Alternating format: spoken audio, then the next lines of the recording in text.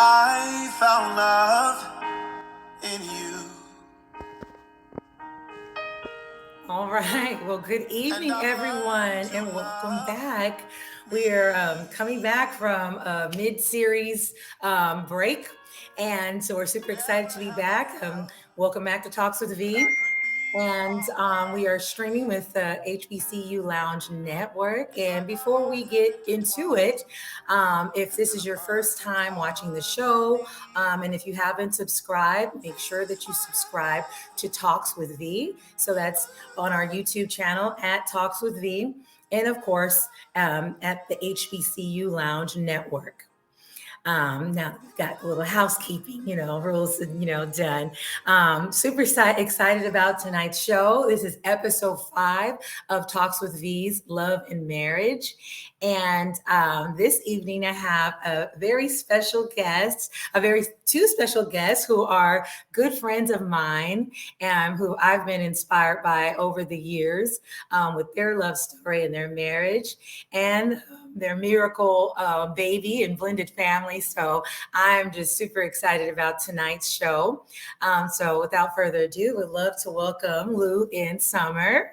Welcome, you guys. Hello. What's up, V? Thank you for having us. Yes, welcome. So before we get into it, I just wanted you guys to be able to introduce yourselves and just kind of tell us a little bit about you, like what your names, and well, obviously Lou and Sommer, but what are your professions? Where are you from? Ladies first. So I'm Sommer, and I'm originally from Baltimore, Maryland, but I have been in Atlanta, Georgia now for the last 29 years. Wow. Oh my goodness. Yeah. So I came here for college. I went to Spelman College and just decided to make it my home. I am currently in the public relations industry. I have been in that industry since I graduated from college and have been a small business owner of my own PR firm for the last 5 years. And I love entrepreneurship. Love what I do. Yeah. It's nice. Especially I think when you have a family kind of, Absolutely. It can be tough, obviously owning your own business, but then at the same time, it gives you that different flexibility that you don't have when you're working for someone else. So yeah, that's awesome. Yeah. And Lou? Well, Lou Vega. I'm originally from the Bronx, if you can't tell. Right. So I've been down in Georgia now since 2008. So 15 years, I'll say, right? Yeah, About 15 years. And I'm in the health and mental wellness industry. And like Sommer, have my own small business. I do one-on-one personal training, group training, nutrition coaching, behavior modifications, and also do online things as well. Yes. Yeah, we're both entrepreneurs. Yeah. Yes. No, it's so awesome. Yeah. So Lou, for everybody, just a little tidbit. I met Lou years ago when I lived in Georgia, and I used to work out at this gym, and he worked there, and he was, doing, you were doing training and stuff like that too, as well, right? Well, actually, that was like in the beginning of it. I was learning, and I was working the front desk at the same time. Oh, okay, those two. And so we became friends. He became kind of like a big brother, and he used to give me like little advice. I was dating out there. I was just like, I got that good, Christian big brother advice, because we need that, sometimes too, especially when you're out there dating, you don't really like know, So it was great. And then I, got to meet, then Sommer, who was his girlfriend at the time. And then she was great. And we just clicked and we got married. We would do Bible study and all that together. And they just were just encouraging and just, great people. So it's just crazy how things kind of come together, in that way. So, yeah. That's what makes me extra excited about everything, is just kind of seeing that journey. So yeah, you've seen it from the beginning. Yeah, exactly. Okay, and so tell us, how did you all meet? It's the favorite question. It's a storybook telling. No. No.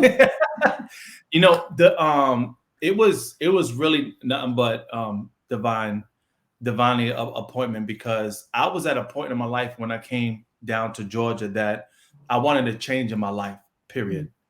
And at that time, through different friendships, I was introduced to our former pastor, and so long story short, we met at the church, but it was really through the several different departments that we were working with, and then she slid in my DMs. No. No. Not you can slide into the holy DMs, right? Let me preface the situation. Oh, I've been waiting for years to say that on something. No. So the irony is, when I first met Lou, I was actually in the process of my divorce. Oh, okay. Yes, from my first marriage, and devastated. I never want to talk bad about that individual, but I was in a state of loss, lost everything. And I had at that time a 2-year-old, my son. So I was a single mom. I was a stay-at-home single mom. So I was in the process of going through that and rebuilding. Right. Figure out what's next.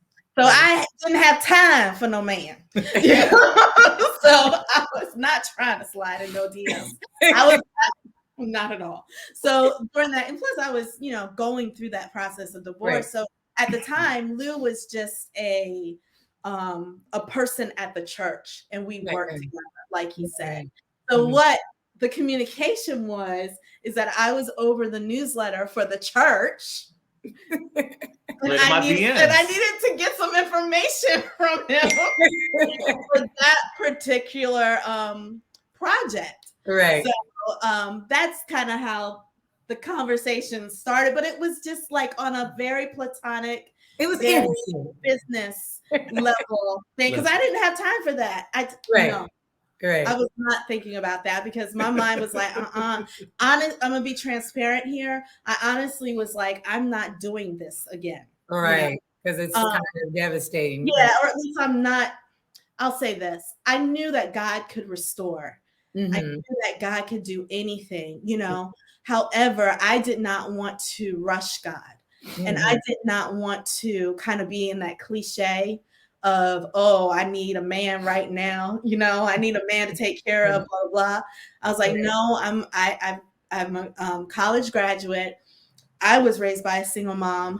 Let's go ahead and do this. Suck it up. You know what I mean? Just suck it up, deal with the situation, and stay focused.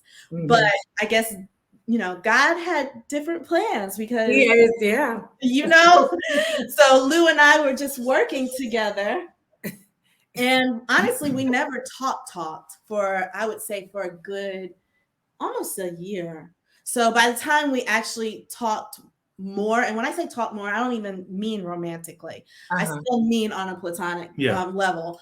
By the time we talked more, the divorce had been final. You know what I mean?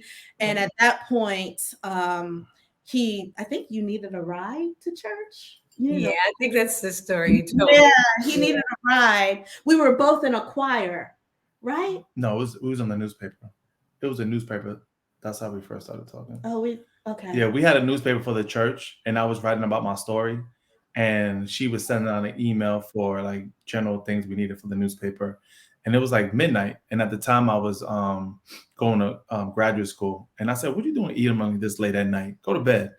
And like I said, she slid in my DMs. So we started having conversation. And then I needed to get to, we started doing like a woman's like boot camp before, or like on the weekends, whatever. Right. That's right. Okay. My car wasn't working. I was waiting for some funds to come in. And then because she out of everybody in the congregation, she lived the closest to me. I live the closest. And, there's a fine line that we lived as well, because I respectfully,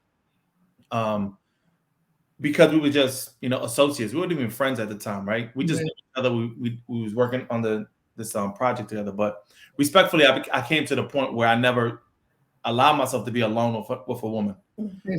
And she would never allow herself to be alone with a man because it's just respect. Mhm. But it was one of those things where we was like, hey, you live close to Luke, can you pick him up? And she was like, okay. So we started doing that, and then from there, like one day she was like, hey, you want to go? I don't know if it was you. Remember you asked me to go walking? No, he That was called. way He before? said, "What are you about Oh to yeah. do?" And I said, "I'm about to go to the Silver Comet Trail to go walking." Mhm. My son, he was like, "Oh, I'm gonna meet you there." I'm like, Okay. what you gonna meet me there Yeah, that was for? once the car got fixed and stuff like that. What you meet me there for? So that happened, and then we just kept talking on the phone. It was almost like we were doing life together. Uh-huh. Well, After yeah. a while, it was like, because obviously he You're didn't. so involved in the church too, and Yeah. here, and it's like you're here, I'm here. We get along. We're working So together from on the that. moment he and I connected for him to get a ride, Mhm. the car is fixed. Mhm. And yet we kept talking to each other literally every single day. Mm. And I mean, it's been like that since then. We Right. talk to each other every day. Mhm. And for the longest time, he was just my friend. Oh, he's just my friend. That's okay. That's all good. Well, it's a good thing. I think sometimes it's best to start off that way because you're kind of disarmed, right? You're just being yourself, you're like you said, doing life together. And sometimes Right. I think that's cool to just be around a person as they just get their stuff done. Like sometimes you might need to just go shopping together and see like how you are. Like this is what I do every day, or this is how like I'm doing my day-to-day activities. Like, will you fit in that space? Even when you don't know that you're gonna connect in that kind of way. It's just nice to know that you do fit, in each other's worlds. So yeah, okay. So did you how did you know that your spouse was the one? First. I don't. Okay, you go first. All right, I'll say I'll go first because it I think it is my call because if you recall what she said she wasn't going to do this again, right? I've never even been engaged Right. prior to proposing in Summer, and I would say there was a bit of a challenge for me knowing that she was, but then I knew that she was at the same time, only because of my past. Okay. And I think we all can agree that we carry a lot of luggage that we don't check off, right? We don't leave it where it needs to be left at, and it comes with us. So I knew earlier on, and I'll go on record in saying this.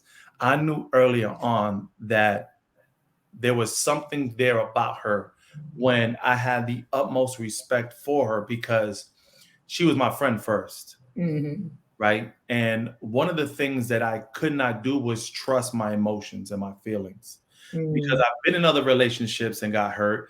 I've been in other relationships that were strictly, friends with benefits and all that stuff. And I did not know how to really decipher what I was feeling. So I, spoke to some of the elderly men in the church and told them, hey, I'm starting to have feelings for this young lady in the church, and I just want to put it out there, because I had prior to her, I was actually, I guess you could say, dating a girl within the church, and she was younger than me, and I was like, nah, this ain't it. This just ain't it. And I knew that the person I was going to be with solidified a lot of things in my life, and they always say, the typical saying that you find like for a female, you find somebody who reminds you of your dad, and for someone like your mom. And she has a lot of great qualities, my mom and my sister, and I can see that. But one of the things that I've grown to love immensely about her is her personality. I think that's one of the things when we sat down and I said, there was one phrase I should always remember. We were sitting down, we was talking about the paper and stuff like that. And it was this very day that I knew this was the woman I wanted to be with. And it was a simple phrase. We was talking about the newspaper and it was it was something about I've been to New York, but it was only because of my mom and this and that. And I said, well, maybe I need to take you. I need to take you one day. And we wasn't dating. We wasn't, exchange. We were like having conversations like that. I just saw her. I forget what it was. I remember seeing her, and there was something different about her that day that all of a sudden it was almost like the scales of my eyes opened up, and it was like, that's her. And she did something. She smiled at me. She looked at me, and I was like, oh. And I like sat back. When I said it, her response is what really like caught my attention. And from there it was like, all right, here we go. I remember that. And I remember thinking to myself, you taking me to New York? Right. It's like, this is getting serious. So let me tell you, I got home and called one of my girlfriends. I was like, girl, you that guy Lou? Guess what he said? I think he likes me. Because they knew already. I was kind of, I was checking him out. Right. I think for me, I don't know. It's probably a different kind of story for me because of the fact that my heart had to get really soft. The idea of welcoming love back in. I do know that I enjoyed his company immensely. Like you said, we just had fun together. We just did stuff together. We didn't do the whole, I guess the typical, let's go on a date. The other kind of dating where it's like that. Yeah, we really were just friends, and I could see his heart and that he genuinely cared. And what was a real slam dunk for me is that I could tell he cared about my son. And I knew it was in a way where it wasn't just to get to me, Yeah. But he really genuinely had a heart for my son. And then the other thing is that he respected my wishes to be a virtuous woman. So we did not engage romantically, sexually until marriage. And that was just one of my core values. It always had been.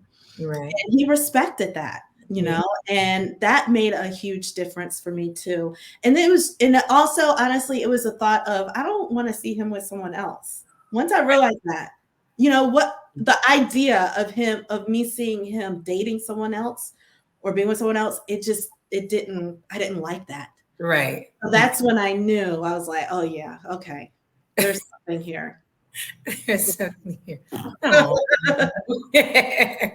Yeah, absolutely. You definitely do see that. I seen, that as well, just how well you guys blended. I was like, dang, you guys, like at that point, I don't think you guys were engaged like when I had met you. And it was just like, it seemed like you guys were already a family, because I think you had came into the gym with PJ. Yeah. And I was just like, oh, I was like, they are so cute. Like they just fit. It was just so smooth. Like, right. I guess, does that make sense? Smooth. Like it was just. Yeah. Look, Jay, I had people coming up to me and be like, oh my goodness, PJ looks just like his dad. And I'm like, oh yeah. But you can tell nobody. You can tell nobody they would like the way that you guys interact together is just like wow, So when it's men, y'all. Okay, so would you say that you guys married the person you thought you would marry? You know how they have like online, they show show your childhood crush compared to whoever it is that you ended up with. I would have to admit, yes. Yeah. Me too. So one of my childhood crushes was Albie Shore. Oh, okay. So yeah. Especially when he has a hat, his little hat on and everything. So I would say yes. Same here. It's interesting because I remember in high school I did a vision board. And the model that I had up was Tyra Banks. Okay. So I always knew I was gonna be committed to a sister. Okay.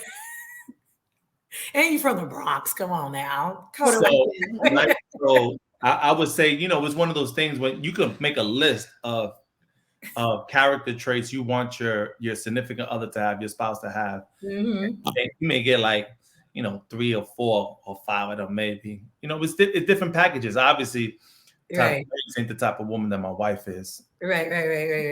You got Wait. you got a lingerie model and a cover up. Yeah, so you know, so But but she's hot. She's hot, and she's there. They're both very strong, I think, too, that's and right. Right. passionate Yeah, people. Yeah, yeah. and Go in get the it. best way, Yeah. Yeah. It's the character of one. The way when you look at Tyra on her show, she's giddy, she's laughing and stuff like that. Like that's Mhm. again, that's what really that's like the glue when it comes to some of that. Her goofiness is Yeah. for me. I get like my heart flutters whenever she's goofy. It's the craziest thing ever. There's Oh, no woman has ever done that to me. oh my I goodness. will say this. Being younger, when I was single, meaning Mhm. kids and anything, I do, because I have been in church forever. They say write a list, or at least back in the day, the Yeah. things you want in your spouse. Mhm. So I did have obviously those things that I was attracted to. Right. But then there were those The character thing. characteristics. Mhm. So when I wrote those down, I prayed, and I felt like the Lord was telling me, okay, now look at these characteristics of this man that you want. Now I want you to make a list For you. of the type of woman this man is attracted to. Mhm. And then take that list, the list of the man, and forget about it. And Mhm. he's telling me you need to work on this. Oh, that's so good. These character traits. Because you can, shoot for the stars, but what are you doing? What are you doing? Yeah, I remember me and a friend. She had the same thing because we get that as women in the church. It's like we're the ones getting all of the extra things. Like, you need to do this, you need to do that, all that. Well, she had her list, and I'm like looking, and I'm like, okay. And she's like, what are you looking for? I was like, I'm looking for the list about you, like the things that you got to work on. I didn't say it quite the way that you were saying it or the way that you learned it, but I'm just like, well, if you're wanting this great guy, like, what about the things that you have to work on so that you can make sure that you can like match him or like keep this guy, because he deserves someone. If he's so great, he deserves someone great too. Not saying that you're not great, but there's things that you're going to have to work on so that you guys can be together. But I love the way that you said it, because in the throwing the list of him away, because that makes so much sense. If you're what that type of man would be attracted to, then you don't got to worry about him. You just need to worry about you and making sure that you're in the place that you need to be, healthy and whole, and that kind of woman that will attract a man who is attracted to a virtuous woman, a woman who is, of a certain caliber. And really it's just you working on you. And so there's not that stress or that desperateness or what's going on. I did these things and I don't have this person yet. It's like, no, get you together, and I think that's so perfect. We have to teach that to young girls and even grown women, because some women still have not, learned that or didn't have that direction, or that kind of, advice. So I love that. That's really good advice. Okay, so in what ways would you say that your partner makes you better? I'll start on that. So Lou brings out in me a ability to speak my mind, whether it's makes other people feel uncomfortable or not. So I am the more introverted one, believe it or not. I'm more introverted, and I am the peacemaker. Just by nature. I just never, I don't like to ruffle any feathers. But the reality is, you have to have a backbone. Otherwise, people will take advantage of you. So this one helped me realize that, you know what, it's all right to speak it, to say it. And I'm from my family is very, they're peaceful. They don't necessarily address issues. Okay. Really, we just kind of suck it up. and just let's just love on each other. Just give me a hug, that kind of thing. But it's like, you know what? No, we can't put it under the rug. We got to discuss it. So he will force it. I guess that's a bad word.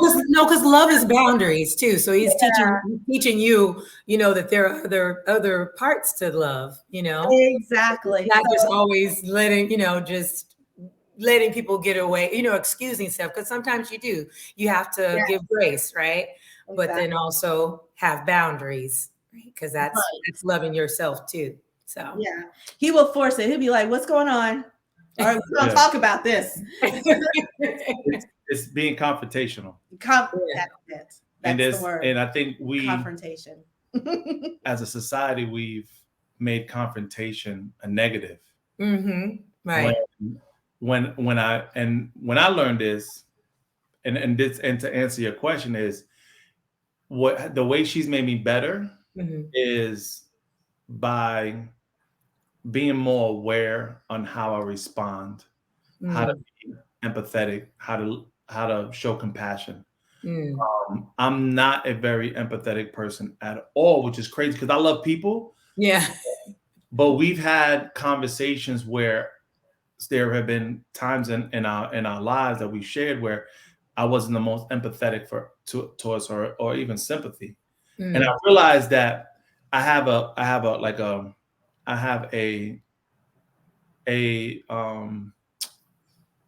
tendency to frown down on weakness.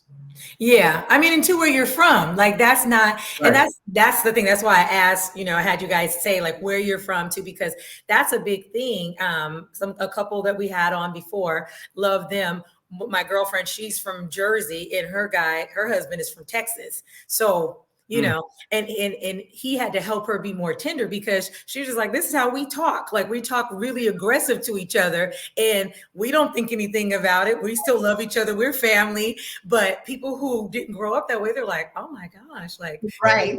Like, did I do something? Like, what's going on? Do we got beef? And it's just like, no, so then, it's like learning those things. And it sounds like the two things that you guys, learn from each other and make each other better are kind of like those opposite things. It's like you need a little bit more of that confrontation, a little bit more of that assertiveness, right? Whereas he needs to be a little bit more in ways kind of, I wouldn't say passionate, but just kind of more compassionate, and understanding these things. And it's balancing each other. Right.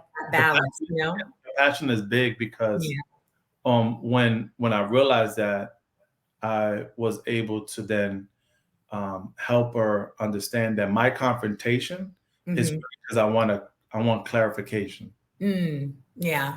And I think the biggest and the reason why I learned this is through the books that I read, as far as leading this household. I have to be able to be confrontational with everybody in the house and lead with a level of compassion and a level of clarification or communication of why I'm asking, and then how to ask. I have to sort of not change who I am, but be compassionate in the fact of if I want clarification, or if I want to give clarification, how can I ask in a way that's not so direct or so blunt, but offers an opportunity for people to speak their mind. Right. Absolutely. Yeah. I mean, and I think too, when I think of like confrontation, and then you think of confront, right? It's the same, right? But for us, when we say, okay, we got to confront this, situation and, discuss what's going on here so that you can get clarity, right? As you said. Whereas when you hear confrontational, because it has such a negative connotation on it, it's like, oh, you want to fight. That's all. You just want to fight. You want to be in disagreements. Like, but really it's not. Like if I'm confronting this, we're confronting it so we can, be very direct and not tiptoe around the situation. Because if I don't do that, then that means I'm welcoming the tiptoe. And that means that there's no clarity. Right. And so it's funny because people just get offended about words and how you say it, but it's just like we have to get better understanding of what these words mean because they really are, it really is something that is helpful, so, so that's awesome that you are able to get that from each other and and come to a grounds where you are able to understand, like, hey, this is not meant to hurt you, it is love, but let me explain, so then you understand this, and then she's able to explain to you what it is that I'm trying to get out of you. And because of that love for each other, you're able to see it instead of be blind, to it, and not get it. You know how that is in some relationships. It's like, oh, you just don't want to get it. It's like, okay. So okay. So why did you get married? And then Summer, I'll let you start with that, because, situation that came out of before, you were like, I don't think I want to do this again. So what made you say, you know what, it's worth the shot? Yeah. Well, at the end of the day, God created marriage. The two are better than one. So what made me decide to get married, I guess I knew for a fact that I needed a helpmate, or me be the helpmate, Yes. partnership. Yeah, that partnership. And just doing life together, having someone that you're on one accord with, someone on the same page with you, someone that you can grow old together with, enjoy life together with. And then I did want my son to see an example of a healthy relationship. Now, I will preface that I wasn't willing to compromise and just be with anyone. Yeah.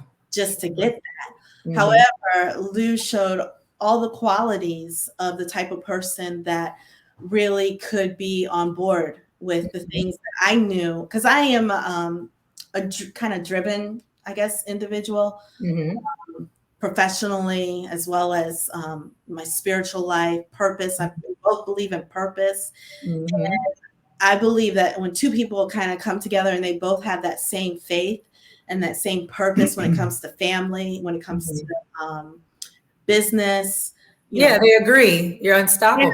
You're inseparable, and it's powerful. Yes. So I would say that that's what really made me want to get married. And plus, I thought, he's cute. I can look at him forever. That don't hurt. That don't hurt. Looking good. Man, I know some people are like, I don't need a man. I like my man. So yeah. He's like, oh, I don't know how can I top that? No, just like what did it for you, Lou? Yeah, I know you had mentioned earlier, that thing that kind of clicked for you, but like overall, what was the thing that said, okay, like this is something for real that I can do and commit to? Like, this is a lifelong commitment. That's really a great question, because I know like some people dive into it because it's the thing to do, right? I have for the longest of times wanted to be married. Okay. And I had that, that, I guess, that traditional marriage in my head and stuff like that. Then I realized there's no way I was going to get married in my 20s. Right.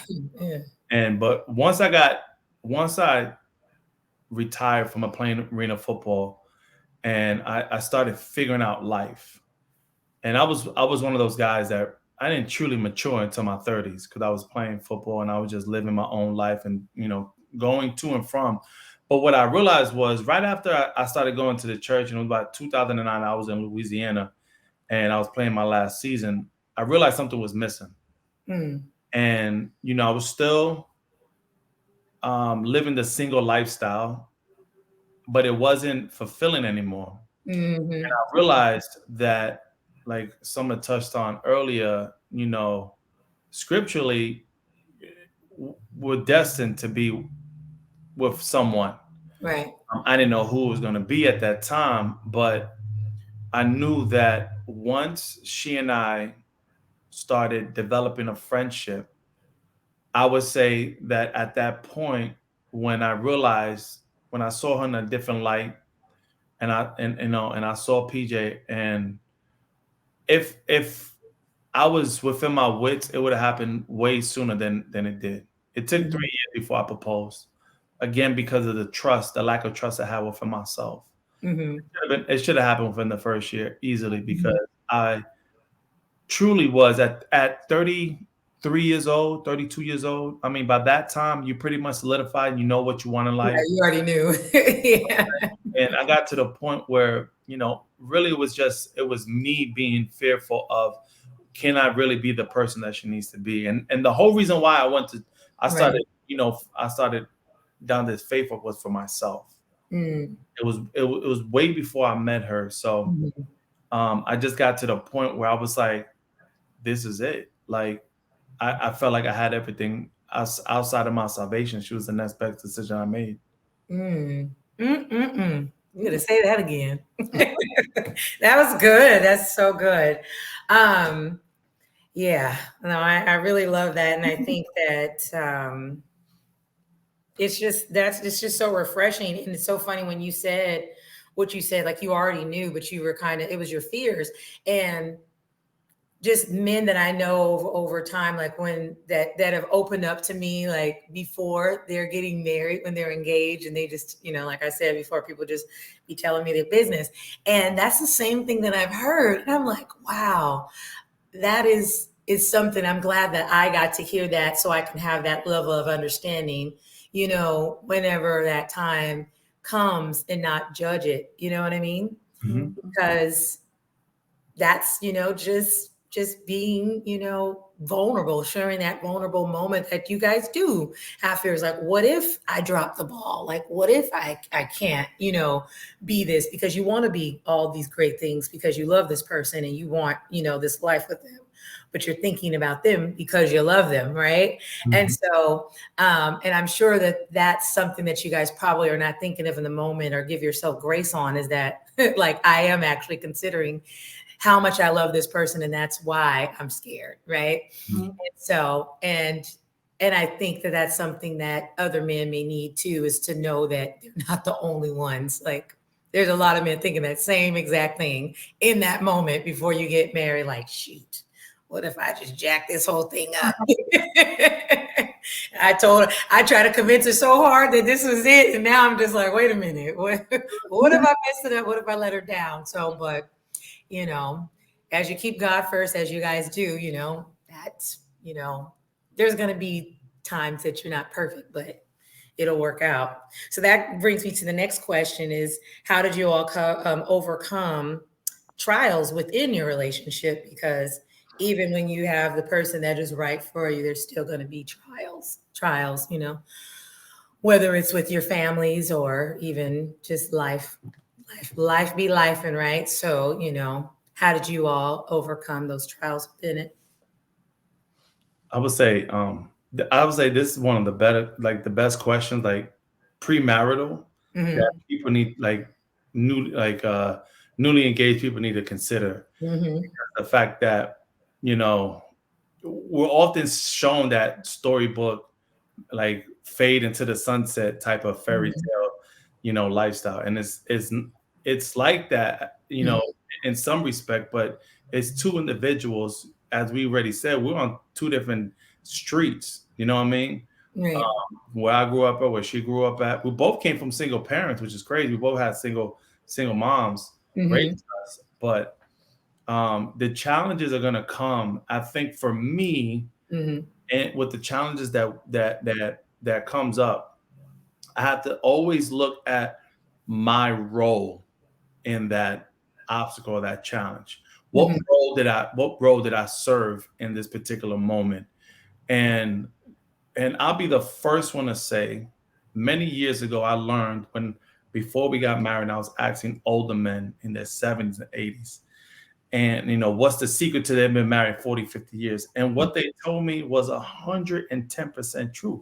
Mm-hmm. Simple as, I said, I remember I had a client. I said, what you've been married 45 years, what's the secret? He said, well, two words: I'm sorry. And I said, really? Right? And I Yep. get it now, right? I get it, because It does it's wonders. it's not the fact, like, I'm responsible for myself, but I'm Right. also responsible for her. Right. And if a man cannot understand that responsibility, and that's where the fear came from, right? Right. I'm Right. going to be responsible for her and her son. Right. Yeah. So it's not just me. With me, Right. it's fine. I've been Right. doing it for 30 plus years. But Right. now I have to be responsible for other people. Right. So I look at the obstacles. What role did I have? Mm. What did I say that wasn't spoken in love? Mm. And how can I grow from it? Because the only reason why we survive, we're going on 10 years married next year. Mm-hmm. And the only reason why we're able to continue to go is because we continue to grow, right? Mm-hmm. If I don't grow as a man first, as a child of the Most High, and as a husband and a father, if I don't grow as I age, then I'm still stuck in the past and have Right. past challenges that are holding this family from going forward. So I Right. have to look myself in the mirror like Michael Jackson. I'm looking in the mirror, That's right. I right? get to do that. And I can only We point all got to do that. at myself Yeah. and figure out, and then go back to apologize for whatever my responsibility was in the situation, and then get better from it and learn the lesson. Yeah. Yeah. And I would say this, it's for forgiveness, of course. Mm-hmm. And then if things are bigger than you can handle, seek godly counsel or Yeah. counsel, Mm-hmm. seek a professional. We've had a marriage coach in the past. And then I think about trials, you asked the question about when trials come. I also think about the trials that we can't control. Yeah. Oh, yeah. Yeah. Like for instance, I had several miscarriages Mm. before I had Sage, Mm-hmm. where he had to rush me to the hospital, and we just announced to everybody because Hey. I was like 4 months. I was 4 months pregnant, so I Oh. was going, and we lost that baby. And that was a big trial for both of us. Mm-hmm. Because it was mourning a loss. Mm-hmm. Realizing that, okay, how are we going to get past this as well, through prayer. But I think he and I, we recognize the need to sometimes seek others for assistance, him, other men, me, other women, Right. Exactly. Yeah. And just to put a nail on that, a big period. Right. She touched on it, the fact that one of the things that I always do is go to my prayer closet, Mm-hmm. Most High, and I'm entrusted, with her, so I have to first go to her Father and ask forgiveness, and then give me, wisdom on the scenario. Absolutely. So would you say, because we have a couple other questions, I know we're kind of coming up on time here, but I think some of these questions are kind of just rolling together, from what you guys are talking about, like they're all on the same lines, but just about those best kept secrets. But I wanted to go into, because we're coming off of this question, what would you say keeps you guys together? And, I know what I'm hearing, but I just want to make sure that you guys, are able to share that from your perspective, what keeps you guys together? Okay, so I know, I guess from a big overarching view, obviously the belief that God put us together and that he is the head of this relationship. Right. And he is the heart of Yes. this relationship, and the fact that he has a plan for our lives, individually, but also together, Right. as a couple, there's a reason. So I don't want to go before the Father and be like, yeah, it didn't work because, X, Y, Z, Right. The other thing is on a natural, I guess it's natural and emotional a little bit, but I know his heart. So I always tell him that no matter what mistakes he makes, or things that I might get offended, of, or anything like that. At the end of the day, like the Bible said, man looks at the outside, but God looks at the heart. The reality is, Lou has a pure heart. Yeah. You know what I mean? And I know that he would never purposely hurt me. I, Mhm. I just know this. I know that he's one man that has my back and has my best interests at heart, and he's Mhm. not vindictive at all. Regardless, he's like a big teddy bear, but he's not vindictive at all. So that, that definitely keeps me grounded Right. in this. Yeah. Yeah, that does a lot for, I think that does a lot for the relationship because you don't have that fear. A lot of times you'll see women react a certain kind of way, and really what is the root of that is that they have a fear, right? They Right. don't have that security that I know that this man is this. So if there is a situation that happens and it hurts me, I know it was a mistake, right? I know it wasn't intentional. And that's going to help you a long way with how you react to him, right? So yeah, I think that that's very important. Lou, did you have something, or are you ready for me to go to the next question? No, I think she hit the nail on the head with that one. Covered it. Okay, so what would you all say? So we have, what's the best kept secret about marriage, and what brings you joy about marriage? I said what brings me joy about marriage is there's a little bit of predictability, Mm-hmm. but there's always a lot of spontaneity. So the predictability, the fact that sort of what she alluded to, the fact that she knows my heart and I know hers, Right. and the fact that I know that that if when times get tough, Mm. I know that that she is always going to be one, like, all right, what we need to do. Yeah. It's that she has such a mama bear instinct, Mm-hmm.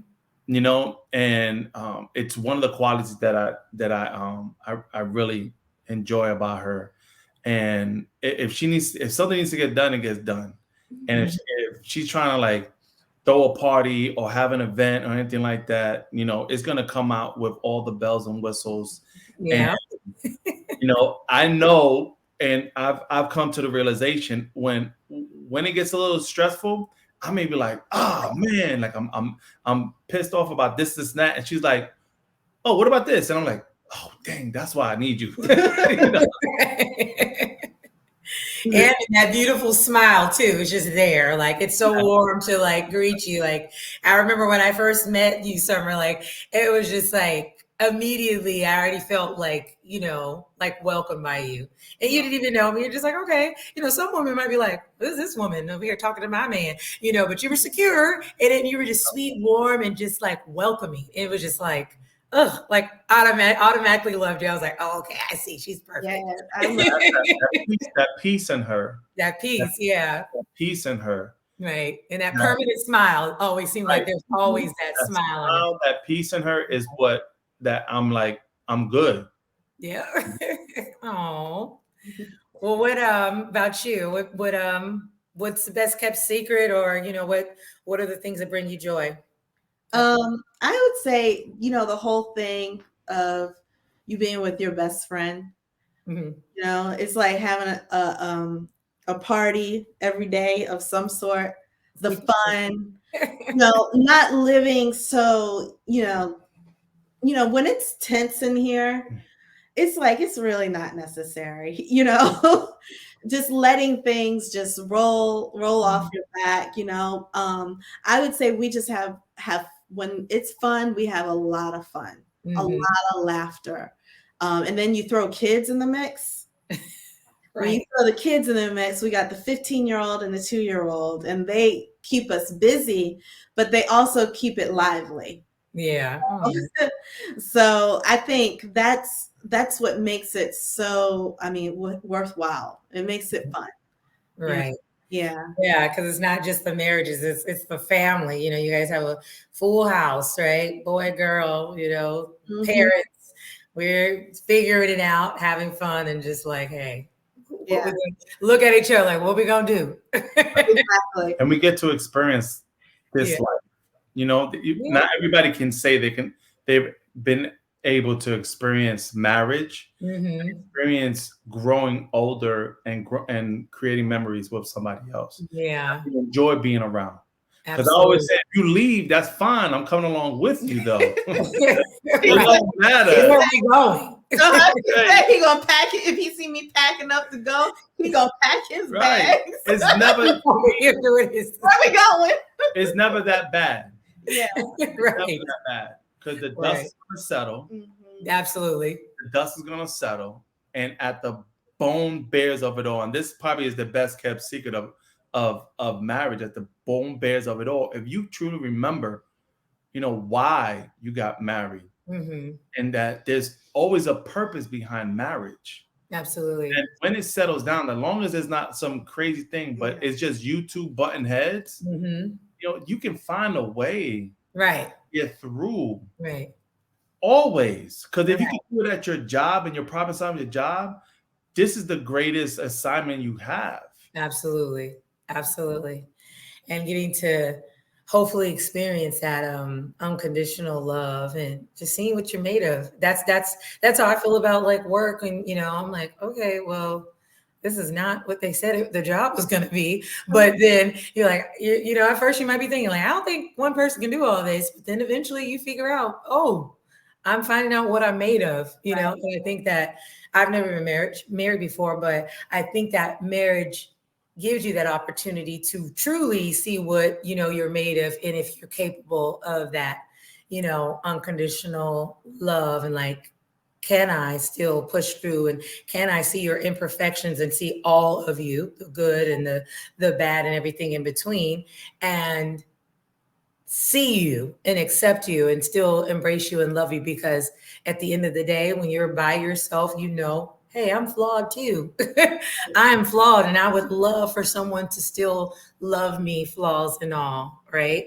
And celebrate me like when I'm awesome, but stick with me when I'm not so awesome. I'm have to remember the vows that we took through Exactly. The good, the bad, the ugly. It don't matter. I said it, so I'm gonna fulfill my covenant that I made before you and the Most High. Yeah. All right. I hear it. Okay. Our last question is, what is your all's advice? What is your advice for singles who desire to be married?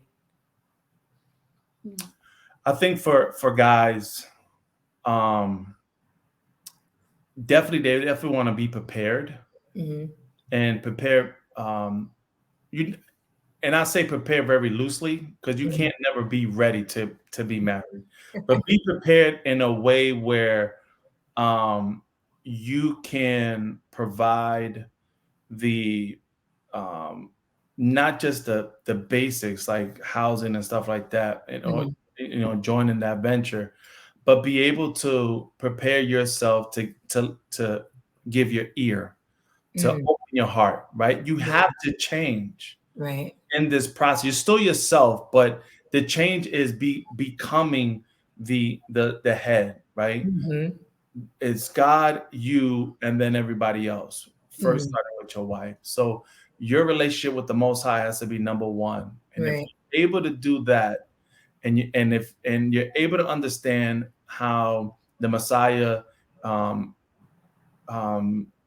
treated the church, then you're able to understand the relationship that you need to have with this significant person that you want to spend the rest of your life with, and understand, like you said earlier, B, that we're all flawed, and we have to come in with an open mind and just be prepared to build, and try to be in the boat rowing at the same time, and don't ever not ask for those who are already done years ahead of you for advice.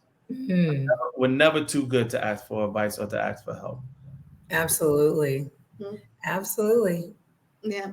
I think that's great, advice even for the people who are married, too, because you need that, as well, is that extra bit of encouragement. Like you just said, never, be afraid to ask those people who've been married for a long time. And so good, great advice. Summer.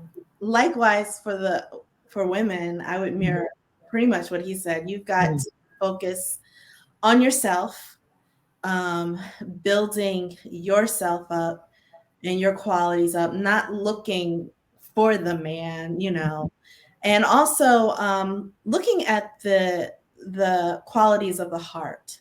A lot of times we put such an emphasis on the physique. Now that's important, Right. but really what it is dealing with the qualities of your heart. Right. Sure, as women, we don't have any daddy issues, past issues, and doing the work. If we do, like me having a marriage prior, I had to do the work. Right. And that work for me looked like not having bitterness. Right. Walking in forgiveness. Right. And that took me praying for that person. And this is like the hard work to really deal with the issues of the heart, right, and to really kind of focus on you, focus on those goals, and then before you know it, here he comes. The other piece of advice, this is kind of natural advice. I tell women, don't stay in a relationship for 10 years. I don't think it takes that long for a man to know you're the one. And most men will tell you that it doesn't. That they know pretty soon. Yeah. So my mom told me once, she said, don't waste your pretty on somebody. Absolutely. Because that's going to be, that is, honestly, at first, I don't think I got that, but I realized that the pretty does help, right? The pretty does help because if, when you're complicated and things like that, if that man is so smitten with you, like that's going to let you live a little bit when you're doing too much. He might be like, you know what? You're doing too much, but I'm going to let it slide because you're fine. But, use that grace to work on yourself though, like, so you can get better. Don't just keep on, wilding out or whatever. But just like you said, like, don't waste your pretty, because you spending all this time like, oh, maybe he's going to come around. I know we've been dating for 10 years, but one day he's going to come home and no, he ain't, girl. He ain't. I think it takes a good 2 years. He said he knew in 1. Yeah. But yeah. So I think it takes a good 2 years, 3 years for a man to know you the one. And if you're not, don't waste my time. Right. So that's just practical advice. Absolutely. It's just practical stuff. Yeah. Absolutely. And then just the point that you had said, just for the audience to be clear about it, when you said, and you had to pray for that person. So like you're saying, like your ex, husband, you had to, because it was traumatic, all of that. But it was me forgiving, right? Because that's checking your own heart, and then also praying, for that person. And that's how because I hear that sometimes, at church when they talk about, different situations. And one time was one of the pastors, and he was just saying about he got in an accident and basically almost lost his whole family, and his daughter was in the hospital for a long time. And he said it was hard, but he had to forgive that person and pray for that person as well. And obviously that's hard when you're thinking about this person almost took my whole family away, know? And so, in your situation, it's like you took basically everything away, it felt like in that moment, and now I have to start over. And so that's a lot, to recover from, but you had to do that so that your heart could be healed and be open for the love that you have now, And so I think that that's something we can all take in and use that in our lives to make sure that we're not blocking our own blessing because we're not checking our heart, Absolutely.